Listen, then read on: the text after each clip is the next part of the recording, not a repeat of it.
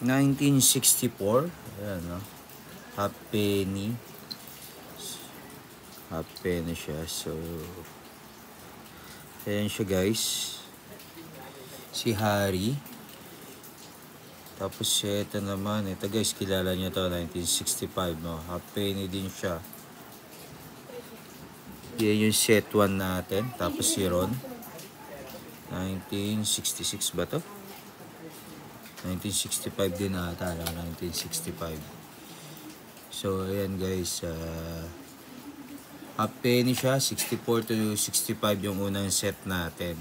Set number 1 yan, no? Harry Potter. Then yung set number 2 natin guys is ito, no? Set number 2. Yan. Set number 2. Ayan yung kanyang 1964 din, no? Ito si Harry, no? Harry. Then 1964 uli si Wesley to, no? Yung isang girl na bida. Yan guys, sa mga nakakaalala, no? 1964 again, it's Snape. Si Snape ba to? Ayan, oh, Snape. Ayan pa rin yung pangalan na yan.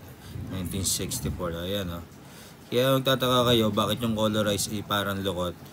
Inano kasi siya sa coin. Ayan, oh. So, yung shape talaga ng coin. Yun siya inugis, no? Inulma. So, yun yung set number 2. Then, set number 3 natin, guys. Ito.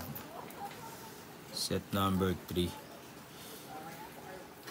Meron tayong si Hermione ba to? Hermione ata basa dito, no? Ayan, no? 1964 din siya. Wesley Twins, ayan yung kambal. Ayan, mga best friend ni Harry. Ayan, 1964 to. Half penny din. Ayan, ganda. Ang ganda ng coin niya. Ang ganda. Ganda siya sa personal. 1965. Ayan, no? 1965. Si Dolores, no? Si Aling Dolores to. So, ayan, 1965. Ang ganda ng pagkagawa ng coin niya, no? Pagka-colorize niya. Kaya yung kanyang set number 3. Then yung set number 4 niya, si Ron. Ayan si Ron. So, ayan si Ron, no? Best friend niya. Ito yung medyo kontrabida nun. 1964. At saka isa pang 1964.